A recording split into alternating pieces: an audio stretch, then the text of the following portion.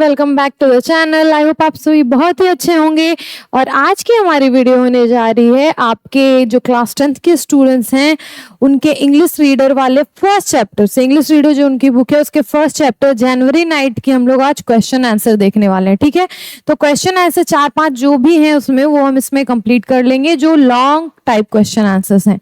जनवरी night का explanation video हमने already हमारे चैनल के इंग्लिश के प्लेलिस्ट में, आप जाके उसे चेकआउट कर सकते हैं, वो पोस्टेड है वहां पे। और भी अदर इंग्लिश जो बुक्स हैं आपके, उसके जो चैप्टर्स हैं डिफरेंट प्रोज के सेक्शन, पोएट्री के सेक्शन और इसके भी जो इंग्लिश रीडर के सारे स्टोरीज हैं वो भी वहां पे ऑलरेडी पोस्टेड हैं, तो उन वीडियोस को भी आप चेकआउट करिए जाके। आज की वीडियो होने जा रही है हमारे जनवरी नाइट जो इंग्लिश रीडर है फर्स्ट चैप्टर है ये, इसका क्वेश्चन आंसर हम देखने वाले हैं। ठीक है, तो क्वेश्चन आंसर से पहले मैं आपको इस वीडियो को शुरू करने से पहले मैं बता दूं कि इस वीडियो ये जो स्टोरी थी जनवरी नाइट, उसका आपको ब्रीफली मैं क्या बता देती हूँ, ओवरव्यू दे देती हूँ ताकि आपको समझने में आसानी हो। जब मैं क्वेश्चन आंसर बताऊंगी आपको रिकॉल हो जाए। ठीक है, तो जनवरी नाइट, पूस की रात हिंदी में इसे बोलते हैं। जनवरी नाइट प्रेमचंद के द्वारा लिखी गई एक क्या है, कहानी है, एक नॉवेल थी उनकी जिससे हम छोटा सा कहानी पढ़ रहे हैं। ठीक है, तो पूस की रात जनवरी नाइट में होता क्या है, एक हल्कू नामक एक मेन कैरेक्टर है, उसकी वाइफ है मुन्नी और एक उसका छोटा एक पेट है, कुत्ता है। ठीक है, उसका नाम है जबरा, उस कुत्ते का नाम। तो इस स्टोरी में क्या होता है, जो ये किसान है, ठीक है, ये जो हल्कू है वो किसान है और ये दूसरे लोगों के जमींदारों के खेत पे खेती करता है। और ये क्या है, गरीब किसान है, ये क्या है, मेहनतकश किसान है और ये मेहनत करता है लेकिन दूसरों के खेत पे। तो इसके ऊपर बहुत सारे कर्ज हैं क्योंकि हर साल एक जैसा अनाज नहीं उपजता है, या फिर इसकी जो खेत है वो जंगली जानवरों के आने से बर्बाद हो जाती है इसकी खेती। ठीक है, तो इसकी वजह से ये क्या है, इसने जमींदारों से भी पैसे ले रखे हैं और जो खेती में भी का पैसा लगता है वो भी बहुत बार डूब गया। इसकी वजह से क्या है, इसके पे ऊपर बहुत सारा कर्ज है और ये क्या है, एक गरीब किसान है, गरीब ही एक किसान है, कामगार है और इसका अपना कोई खेत भी नहीं है, तो ये दूसरे के खेतों पे खेती करता है। तो इसमें दिखाया गया है जो जमींदार लोग होते हैं वो कैसे एक गरीब किसान पे, एक गरीब मजदूर पे कैसे ज्यादती करते हैं, वो इसमें दिखाया गया है। और इसमें एक चीज क्या दिखाई गई है, जबरा जो उसका कुत्ता है हल्कू का, उन दोनों के बीच जो बहुत ही ब्यूटीफुल एक रिलेशन है, बहुत ही अच्छा संबंध है उनका, एक कुत्ते और एक इंसान का, उनके बीच जो प्यार भरा संबंध है उसे भी यहाँ पे दर्शाया गया है। और कैसे मुन्नी जो हल्कू की ही पत्नी है लेकिन वो जमींदारों के खिलाफ खड़ी होती है, आवाज उठाने की कोशिश करती है और हल्कू को समझाती है। लेकिन लास्ट भी कहानी इसी तरह होता है कि हल्कू की कितना भी हल्कू मेहनत कर ले, जंगली जानवर उसके आके खेतों को बर्बाद कर ही देते हैं, फिर भी क्या होता है, हल्कू खुशी रहता है। लास्ट में भी आप देखोगे कि हल्कू खुशी रहता है क्योंकि उसे लगता है चलो अब तो खेती भी गई, अब तो जो है मुझे मेहनत करके कमाना ही है। ठीक है, इसके बाद बावजूद हल्कू की खेती बर्बाद हो जाने के बावजूद भी हल्कू क्या है, खुश है। ठीक है, तो इस स्टोरी में यही सब हुआ है। तो अगर आपको एक्सप्लेनेशन वीडियो देखना है, स्टोरी पूरी जाननी है, तो प्लीज जाके आप हमारे चैनल के इंग्लिश ग्रामर के प्लेलिस्ट को या फिर इंग्लिश के प्लेलिस्ट को, इस चैप्टर को इंग्लिश के प्लेलिस्ट में आप देख सकते हैं। अब शुरू कर लेते हैं हमारा वीडियो जिसमें हम क्वेश्चन आंसर देखने जा रहे हैं। तो फर्स्ट हमारा क्वेश्चन है, सपोज यू आर मुन्नी, ऐसा मानिए, माना कि जैसे मैथ में होता है, तो माना कि आप मुन्नी हो, यार मुन्नी, मुन्नी कौन थी, हल्कू की वाइफ थी। ठीक है, जो किसान है उसकी वाइफ है Munni. The landlord comes to your house, ask you to pay the rent, what will you do then. Landlord जो आपके हैं, जो आप जिस हल्कू जो खेती करता था जिस जमीन पे, उस जमीन के जमींदार आए, उस जमीन के जो मालिक है वो आए और आपसे मांग रहे हैं रेंट के पैसे। ठीक है, जो आप रेंट भरोगे उसके पैसे वो मांग रहे हैं। तो इसमें पूछा जा रहा है कि आप क्या करोगे, what will you do then, आप तब क्या करोगे। आप मुन्नी हो, आपसे जमींदार पैसे मांगने आए हैं रेंट के, तो आप क्या करोगे, what will you do then. तो आंसर हम देख लेते हैं, if this situation lies upon me, if this situation lies upon me मतलब अगर ऐसा सिचुएशन मेरे ऊपर आया, ऐसा सिचुएशन बना मेरे लिए, first of all I would like to move him politely. तो सबसे पहले मैं ट्राई करूंगी कि वो जो जमींदार है उसे मैं अपनी सिचुएशन अच्छे से समझाऊं और पोलाइटली, विनम्रता के साथ उससे बात करूं और उसे समझाऊं कि मेरे पास अभी रेंट के पैसे नहीं, आप क्या बाद में ले सकते हैं। If there would be no chance of being polite I would pay him rent. और ऐसा पोलाइट होने का चांस नहीं है, बातचीत करने का मौका नहीं मिल रहा है, तो अगर मेरे पास रेंट के पैसे हुए तो मैं रेंट दे दूंगी या दे दूंगा। If I haven't got any money तो क्या होगा, any money to pay him, I would request him to give me some time to pay back. ठीक है, तो क्या होगा, जब आपके पास पैसे नहीं होंगे, हमारे पास पैसे नहीं है, if I have not got any money to pay him, I would request him to give me some time to pay back. अगर मेरे पास कोई पैसे नहीं होंगे तो मैं उसे क्या करूंगा, रिक्वेस्ट करूंगा कि वो क्या करे, कुछ समय दे मुझे, ताकि मैं पैसे कहीं से जुगाड़ करूं पैसों का, या फिर कमाऊं, मेहनत करूं, तब उससे मैं पैसे वापस कर दूं। अगर आप मुन्नी होते तो क्या करते, यही करते, क्योंकि आप जमींदार क्या हैं, अमीर लोग हैं, बड़े लोग हैं, और आप अगर मुन्नी की जगह पे होंगे तो आप छोटे से किसान की एक पत्नी है, तो आप कितना ही आवाज उठा लोगे, क्या ही कर लोगे। आप रिक्वेस्ट ही कर सकते हो उन जो लोग जमींदार आए हैं उनसे, और अगर वो टाइम ना दे तो आपको जैसे भी करके पैसे जुगाड़ करने ही पड़ेंगे। तो ये आंसर था हमारा इस क्वेश्चन का। Suppose you are Munni, the landlord comes to your house, ask you to pay the rent, what will you do then.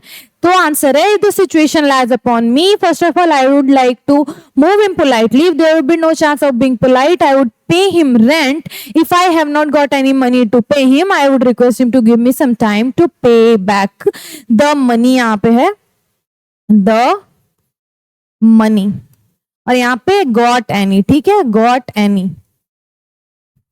तो ये हो गया हमारा फर्स्ट क्वेश्चन का आंसर। अब हम नेक्स्ट क्वेश्चन देख लेते हैं। Animal also possesses the ability to understand human feeling. Elaborate this statement keeping in the view the role of zebra in the story.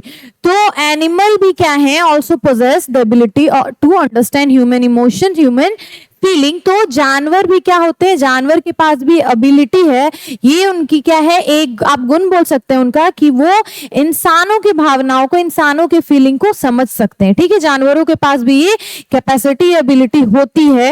Elaborate this statement, ये जो statement है इसे हमें क्या करना है, इलैबोरेट करना है, समझाना है अच्छे से। ठीक है, कीपिंग इन द व्यू, ये अपने नजर में रखते हुए कि the role of Jabra in the story, ये जो कहानी है जनवरी राइट में, इसमें जो जबरा, जो कुत्ता है एक पालतू हल्कू का, उसका दोस्त है आप बोल सकते हैं जबरा, उसे ध्यान में रखते हुए हमें ये स्टेटमेंट इलैबोरेट करना है कि कैसे जानवर भी हमारी इंसानों की क्या समझते हैं, फीलिंग को समझते हैं। ठीक है, तो क्या होगा, हमें जबरा की स्टोरी में जबरा जो है उसे ध्यान में रख के, जबरा जो कुत्ता है उसे ध्यान में रख के आंसर करना है। तो इट इज ट्रू, आप जो सोचते हो आप लिख सकते हो, it is true that animal also possesses the ability to understand human feeling. It is true, हाँ ये सही है कि जानवर, दैट एनिमल ऑल्सो पोजेस, जानवरों के पास भी एबिलिटी होती है, ये आप बोल सकते हैं एक ताकत है कि वो क्या करते हैं, टू अंडरस्टैंड ह्यूमन फीलिंग, वो इंसानों की जो भावना है उसे समझ सकते हैं। ठीक है, इंसानों की जो जरूरत होती है, आपके पास भी कोई पेट होगा, आप उसे पुचकारते होगे या फिर सैड हो जाते होगे तो वो आपके पास आता होगा, आप उसे प्यार देते होगे तो वो खुश रहता होगा, आप उसे डांटोगे तो वो उदास हो जाता है, तो वो समझ रहा है इंसानों की फीलिंग को। ठीक है, ये सही बात है। इन द फॉलोइंग स्टोरी, ये जो हमारी स्टोरी थी जनवरी नाइट, उसमें क्या हुआ, जबरा है, Jabra understood the feelings of his master Halku. Jabra भी, स्टोरी को जब आप पढ़ोगे तो देखोगे जबरा भी क्या करता था, हल्कू जो उसका मास्टर है, उसका एक दोस्त भी आप बोल सकते हैं उसे, उसके फीलिंग्स को, उसकी भावनाओं को समझता था। When Halku felt too much cold, Jabra silently walked close to him। ठीक है, जब हल्कू को क्या हो रहा था, ठंड महसूस हो रही थी, जब हल्कू क्या कर रहा था, अपने खेतों की रखवाली के लिए वो रात में खेतों में सो रहा था। ठंड की रात है, पूस की रात, जब जनवरी नाइट होती है बहुत ही ठंडी होती है, तो उस ठंडी रात में जब वो अपने खेतों की रखवाली करने वहां पे एक झोपड़ी में पड़ा हुआ था, तो जबरा क्या कर रहा था, जबरा ने ये महसूस किया कि उसके मालिक को ठंड लग रही है और उसके वो क्लोज आ जाता है, दोनों एक साथ सोते हैं। ठीक है, ताकि एक साथ सोने से उन दोनों को गर्माहट एक दूसरों की मिल सके। ठीक है, तो silently walk little close to him. ठीक है, वो क्या होता है, जबरा जो है वो हल्कू के थोड़े नजदीक आ जाता है ताकि हल्कू जरा सा गर्माहट फील कर सके। When हल्कू पैटेड जबरा's cold back, और जब हल्कू क्या करता है उसी वक्त जब देखता है कि जबरा जो उसका कुत्ता है उसके नजदीक आ रहा है, उसका ध्यान रखने की कोशिश कर रहा है, तो उसके जो ठंडा उसका पीठ था, ठंडा हो गया था क्योंकि ठंड की मौसम है, उसके पीठ को वो सहलाता है, पैट करता है। ठीक है, थपथपाता है।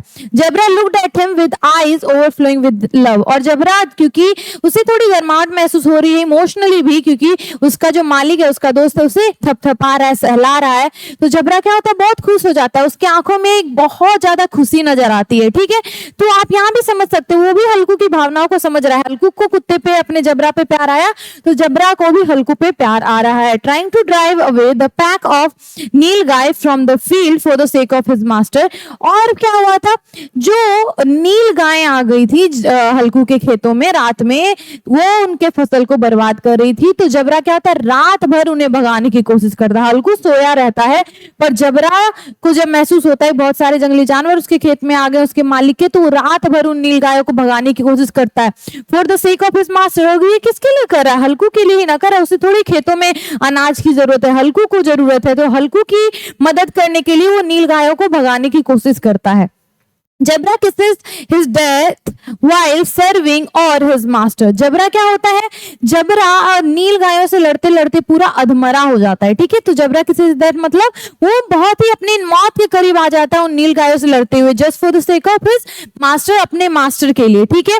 while serving his master, ठीक है, अपने मास्टर की सेवा करते हुए वो मरने के भी करीब आ जाता है। The sense of duty had taken possession of him as thought it was desired, ठीक है। द सेंस ऑफ ड्यूटी, उसमें जो सेंस ऑफ ड्यूटी थी कि जबरा क्या कर रहा था, हल्कू के साथ वो खेतों में रखवाली करने आया था, तो उसमें वो सेंस ऑफ ड्यूटी थी, उसकी नींद टूट गई थी नीलगायों की आवाज से या फिर खेतों में जो आवाजें आ रही थी उससे, तो वो अपनी ड्यूटी में लग गया, वो खेत की रखवाली कर रहा था तो वो जानवरों को भगाने में लग गया। तो इन सब जो सिचुएशन से आप समझ सकते हैं, जो कहानी में ये सारी घटनाएं हुई उससे आप समझ सकते हैं जबरा क्या कर रहा था। जबरा एक जानवर है लेकिन फिर भी वो अपने मालिक हल्कू के फीलिंग्स को, भावनाओं को समझ रहा था, उसके दुखों को समझ रहा था, उसके जो कष्ट थी, समस्याएं थी उसे समझ रहा था और उसकी मदद करने की कोशिश कर रहा था। तो ये सेकंड क्वेश्चन का हम आंसर देख लेते हैं। Animal also possesses the ability to understand human feeling. Elaborate the statement keeping in the view the role of Jabra in the story। तो जबरा के अकॉर्डिंग हमने बता दिया कि कैसे जानवर भी इंसानों की फीलिंग्स को समझते हैं, ठीक है। तो ये था आंसर। आई होप आपको समझ में आ गया होगा कि हमें क्या आंसर करना है जब एग्जाम में क्वेश्चन ये आए। थर्ड क्वेश्चन हम देख लेते हैं। हल्कू did not go to the field when he knew that animals were devouring the crops। Halku did not go to the field। हल्कू क्या करता है, फील्ड नहीं जाता है। even when he knew, जानते हुए भी कि जो that animals were devouring the crops। Devour मतलब होता है कि जो क्रॉप्स थे, जो फसल थे उसे खा रहे थे, जो जानवर थे उस फसल को बर्बाद कर रहे थे एक तरह से, ठीक है। ये जानते हुए भी हल्कू खेत में नहीं जाता है, क्यों। had you been there what would you have done। तो हल्कू क्या होता है, उसे जब वो आग जलाता है उसे बहुत अच्छी नींद आ जाती है। तो क्या होता है, जब रात में नील गाय आती है तो क्योंकि वो थोड़ा गर्माहट महसूस कर रहा है, उसे नींद आई हुई है और इतनी ठंड में वो दोबारा बाहर खेतों में नहीं जाना चाहता है, तो उसे नील गायों की आवाजें आ भी रही होती है। जो जानवर होते हैं उससे महसूस हो रहा होता है कि खेत मेरा बर्बाद हो रहा है, फिर भी वो रात में उठ के खेत पे नहीं जाता है, अपने फसल को बचाने नहीं जाता है। जबकि जबरा को आप देखोगे, जबरा पूरी रात भौंकता रहता है, वो सुबह तक अधमरा हो जाता है लेकिन फिर भी वो बचाने की कोशिश करता है, पर हल्कू नहीं जाता है।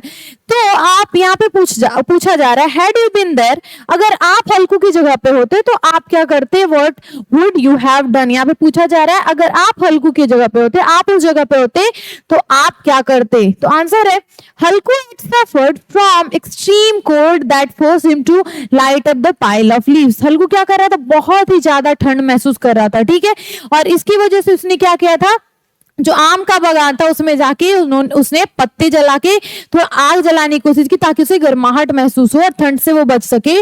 The warmth of the fire made him feel drowsy. और जो आग जलाने की वजह से तो थोड़ी उसे गर्माहट महसूस हो रही थी, उसकी वजह से वो क्या हो गया, थोड़ा उसे नींद आने लगा। ड्राउजी मतलब वो नींद में आ गया था, ठीक है। He preferred to lie in the close proximity of the extinguished fire। और उसने क्या प्रेफर किया, उसने ये अच्छा माना कि वो इस आग जो बुझ गई है लेकिन फिर भी उससे जो थोड़ी भी गर्माहट आ रही है उसी के पास वो लेटा रहे, उसने ये प्रेफर किया। यहाँ पे इफ है, if I had been Halku I would have driven away the animals from the field.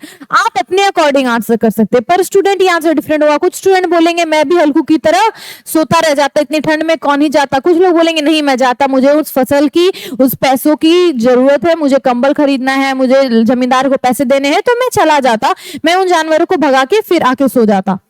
तो डिपेंड करता है आप कौन है और आपके अकॉर्डिंग आंसर। यहाँ पे क्या दिया हुआ answer, if I had been Halku, अगर मैं हल्कू होता, I would have driven away the animals, मैं उन जानवरों को भगा देता फ्रॉम द फील्ड, ठीक है। फ्रॉम फील्ड, खेतों से मैं उन जानवरों को भगाता। आई वुड हैव फॉट होगा। I would have fought against the odds. मैं क्या करता, लड़ता, जाके अपनी लड़ाई लड़ता, and had been there in chilling night to face the cold to save the crops. और वहां पे मैं ठंडी रात में भी वहां पे जाता और अपनी फसल को बचाता। ठीक है, अब ये आंसर भी आप लिख सकते हैं कि मैं क्या करता, हल्कू की जगह पे होता तो मैं लड़ता, संघर्ष करता, मैं उन जानवरों से लड़ता, उनको भगाता, मैं अपनी फसल की रक्षा करता। एक आंसर ये भी हो गया। एक आंसर ये भी हो सकता है, आप बोलते कि मैं सोया रहता, जैसे हल्कू सोया रह गया था, या फिर आप अपने अकॉर्डिंग कुछ आंसर लिख सकते हैं। तो मैं बता दूं कि यहाँ पे आपको अपने अकॉर्डिंग आंसर करना है। आप ये भी आंसर लिख सकते हो और आप दूसरा आंसर भी अगर फॉर्म करना चाहते हो तो वो भी कर सकते हो। हम यहाँ पे ये एक आंसर हमने देखा, ये भी आपको अगर समझ आया तो सही है। अगर आपको दूसरा भी कोई आंसर चाहिए अपने पॉइंट ऑफ व्यू से भी, जिसमें पूछा जाए आपका ओपिनियन, तो आप अपने पॉइंट ऑफ व्यू से भी आंसर्स लिख सकते हैं। अगर आपकी कोई भी क्वेरी है, रिलेटेड इश्यूज है हमारे टॉपिक से, तो आप प्लीज कमेंट सेक्शन में उन क्वेरीज, उन डाउट्स को डालिए। फोर्थ क्वेश्चन हम देख लेते हैं, how many characters are there in the story, whom do you like most, give reason for your choice। में क्या बोला जा रहा है, कितने सारे कैरेक्टर्स हमारी स्टोरी जनवरी नाइट में हैं, और क्या पूछा जा रहा है, whom do you like the most, किसे आप सबसे ज्यादा पसंद करते हैं, किसके कैरेक्टर को आप सबसे ज्यादा पसंद करते हैं। Give reason for your choice, और आपकी जो चॉइस है, आपकी जो पसंद है, उसके लिए आपको रीजन भी बताना है कि आपकी वो पसंद क्यों है। अगर आप जबरा को पसंद करते हो तो जबरा आपको क्यों पसंद है, अगर आप मुन्नी को पसंद करते हो तो मुन्नी आपको क्यों पसंद है, इसका रीजन देना होगा। अगर आप हल्कू को पसंद करते हो तो क्यों करते हो, उसका रीजन आपको बताना होगा। अब हम आंसर देख लेते हैं कि कितने कैरेक्टर्स है। पहले हमें ये लिखना है, how many characters are there in the story. Then there are 3 main characters in the story. There were 3 main characters. Story में कितने कैरेक्टर्स हैं, 3। There are 3 main characters in the story. Halku, his wife Munni, and their dog जबरा। तो एक हल्कू है, एक उसकी wife है, पत्नी है मुन्नी, और their dog जबरा, और उनका एक कुत्ता है पालतू, वो है जबरा। तो 3 कैरेक्टर्स हैं इसमें। ठीक है, तो आप किसे ज्यादा पसंद करते हो, आप उसके अकॉर्डिंग आंसर लिख दोगे। अकॉर्डिंग टू मी, मैं जबरा को ज्यादा पसंद करती हूँ, तो जबरा का मैंने जबरा के लिए डिटेल्ड आंसर लिखा है कि मैं जबरा को क्यों पसंद करती हूँ। हम यहाँ पे देखेंगे, I like Jabra the most, मुझे सबसे ज्यादा जबरा पसंद है। दो एन एनिमल, जानवर होते हुए भी, हालांकि वो एक जानवर है, he was more sympathetic to the rest farmer, जानवर होते हुए वो क्या था, उससे वो जो रेस्ट फार्मर यहाँ पे बोला जा रहा है, जो दयनीय स्थिति थी हल्कू की, उसके की, उससे वो ज्यादा सिंपैथी दे रहा था। ठीक है, वो ज्यादा उसके सिचुएशन को समझ रहा था।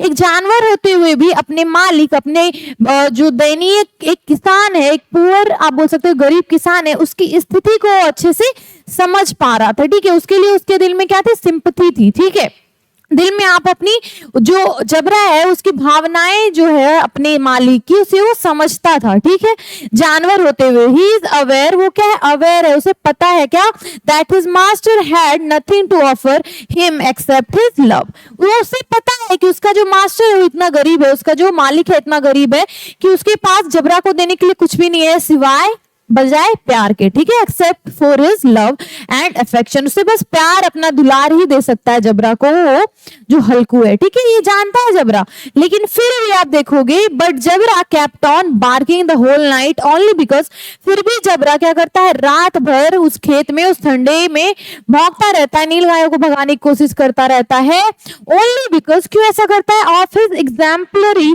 सेंस ऑफ ड्यूटी, उसकी जो एक सेंस ऑफ ड्यूटी है, क्योंकि उसे पता है रात में हल्कू उसे अपने साथ लाया खेतों की रखवाली करने, तो वो अपने ड्यूटी को समझता है, वो अपने कर्म को समझता है, और उसे पूरा करने, अपने फर्ज को पूरा करने वो खेत में रात भर भौंकता रहता है नील गायों को भगाने के लिए। तो आप देखोगे जो जबरा का कैरेक्टर है वो क्या है, बहुत ही ज्यादा भावनात्मक कैरेक्टर है, बहुत ज्यादा एक वफादार कैरेक्टर है, बहुत ज्यादा आप बोल सकते हो एक फर्ज निभाने वाला कैरेक्टर है, अपने मालिक के लिए वो मरने को भी रेडी है। तो ये सारे जो उसकी आप कैरेक्टरिस्टिक्स बोल सकते हो, और उसकी जो आप बोल सकते हो कि उसके जो गुण हैं वो बहुत ही अच्छे हैं। तो मुझे जबरा पसंद है, तो मैंने जबरा के अकॉर्डिंग आंसर लिखा। He died in the cold of the night, वो रात में ठंड की वजह से मर गया भोगते भोगते, serving for the sake of his master, वो अधमरा हो गया था जब नीलगाय को उसने रात भर भगाने की कोशिश की थी, पर नीलगाय बहुत बड़ी होती है और बहुत ज्यादा नंबर्स में नीलगाय आई थी, तो वो मर गया था, अधमरा हो गया था। ठीक है, just for the sake of his master, बस अपने मालिक के फसलों को बचाने के लिए। तो जबरा का जो कैरेक्टर है बहुत स्ट्रॉन्ग कैरेक्टर है।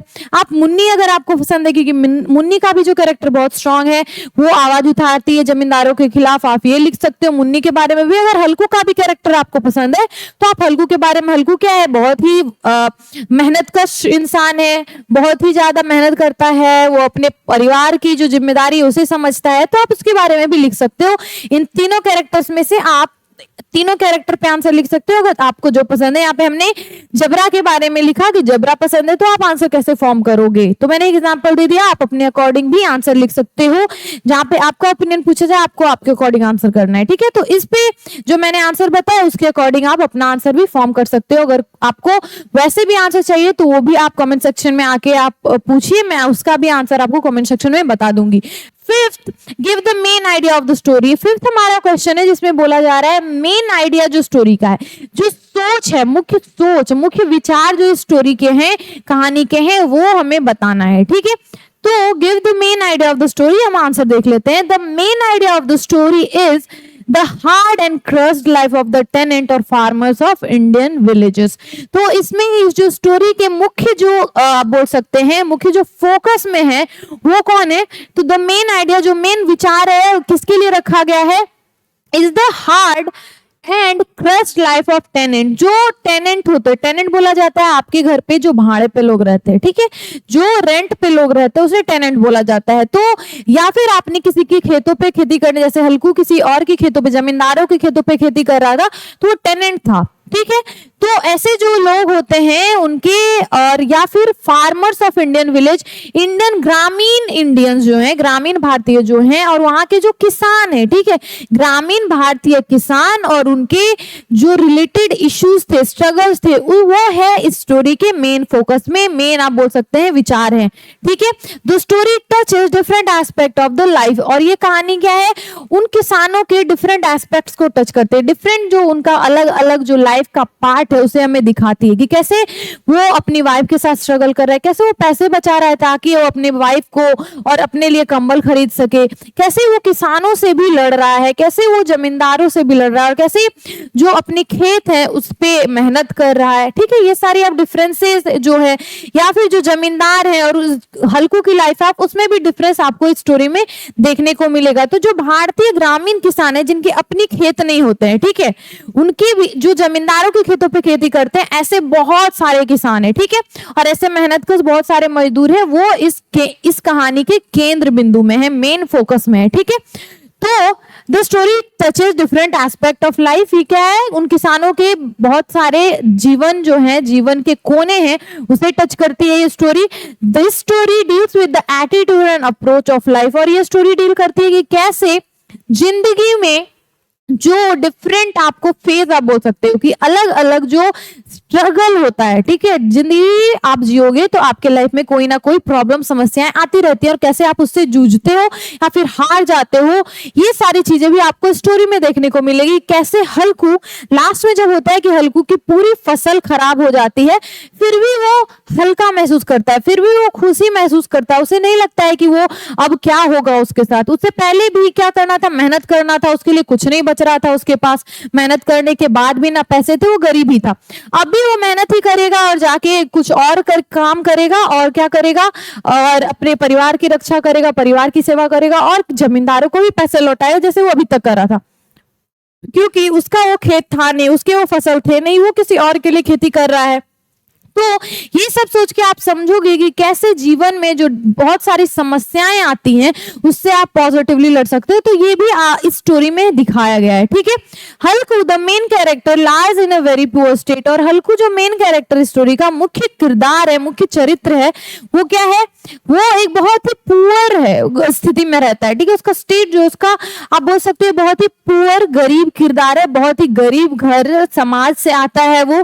तो उसके बाद क्या है, सराउंडेड विद प्रॉब्लम्स, और वो गरीब है, इसकी वजह से उसके लाइफ में बहुत सारे प्रॉब्लम्स है, ठीक है, उसकी लाइफ में बहुत सारे प्रॉब्लम्स है। All around him always but he faces them boldly, उसके चारों बहुत सारी समस्याएं उसके जीवन में, लेकिन फिर भी उन समस्याओं से वो बोल्डली लड़ता है, साहस के साथ लड़ता है, ठीक है, वो डरता नहीं उन समस्याओं से। This story deteriorate the farming sense of our country. तो फार्मिंग सीन की बात हो रही है। तो इस स्टोरी में क्या होता है, हमें दिखाया जा रहा है कि कैसे हमारा जो भारत देश है, उसके जो गरीब किसान हैं, उनकी क्या क्या समस्याएं हैं, उससे वो कैसे जूझते हैं। इस स्टोरी को जब आप पढ़ोगे तो आपको वो जानने को भी मिलेगा। हमने सबने किसानों के घर को नहीं देखा, हमने सबने किसानों की स्थिति को नहीं देखा ना, उनकी समस्याओं को। तो जब आप ये स्टोरी पढ़ोगे तो आपको वो जानने को मिलेगा कि भारत के जो गरीब किसान है, उनकी क्या स्थिति है, उनकी क्या समस्याएं हैं, वो कैसे उनसे जूझते हैं, कैसे लड़ते हैं, उनका जो जीवन रहन सहन का तरीका है वो क्या है, ठीक है। तो ये सारी चीजें आप स्टोरी में जानोगे। तो स्टोरी का मेन आइडिया, मेन फोकस, केंद्र बिंदु क्या है, तो सिंपली आप लिख सकते हो गरीब भारतीय किसान, या फिर गरीब भारतीय किसान की समस्याएं, उनका जीवन, और कैसे जो जमींदार है वो उन पे ज्यादती करते हैं। आप ये सारी चीजें इस आंसर में लिख सकते हो। तो हमने एक आंसर यहाँ पे देखा, आप अपने अकॉर्डिंग फ्रेम कर सकते हो आंसर्स, क्योंकि मैंने आपको समझा दिया हिंदी इंग्लिश दोनों में कि आंसर इस स्टोरी का होगा क्या। तो आप अपने अकॉर्डिंग भी फॉर्म कर सकते हो, आप ये भी आंसर लिख सकते हो एग्जाम में। तो लास्ट क्वेश्चन ये था हमारा, give the main idea of the story. I hope आपको जो जनवरी नाइट है उसकी स्टोरी भी अच्छे से समझ में आ गई होगी। आपने अभी तक हमारा एक्सप्लेनेशन वीडियो नहीं देखा है तो जाके उसे भी चेकआउट करें इंग्लिश के प्लेलिस्ट में। और इस पांचों क्वेश्चन के बाद भी मुझे लगता है आपको स्टोरी समझ आ गई होगी, आ जानी चाहिए। ये पांचों क्वेश्चन आंसर भी समझ में आ जाने चाहिए। कोई भी डाउट है, क्वेरी है या फिर सजेशन भी है तो आप फ्री होके प्लीज उनको जरूर कमेंट सेक्शन में डालें, हमारे चैनल के लिए बेटर होगा। और आपकी कोई भी डाउट है तो मैं उसे क्लियर करने की कोशिश करूंगी। लास्टली हम बात कर लेते हैं हमारे पब्लिकेशन के बारे में, जो है रोशनी पब्लिकेशन, जो 17 सालों से पब्लिकेशन के क्षेत्र में काम कर रही है। सबसे पहले क्लास 10 के स्टूडेंट्स की बात कर लेते हैं।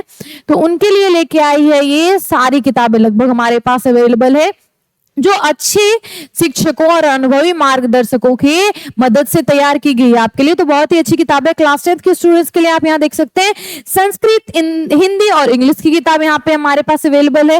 फिर हमारे पास कैप्टन सीरीज की ये किताबें सारी है, जिसमें हिस्ट्री आप देख सकते हो, यहाँ पे ज्योग्राफी है, यहाँ पे पॉलिटिकल साइंस और हमारी इकोनॉमिक्स किताब, चारों किताबें हमारे पास अवेलेबल है। साथ ही साथ क्लास 10 बिहार बोर्ड के स्टूडेंट जो 2026 बिहार बोर्ड एग्जामिनेशन में अपेयर करेंगे, उनके लिए हम लेके आए हैं क्वेश्चन बैंक। 3 क्वेश्चन बैंक्स हमारे पास अवेलेबल हैं।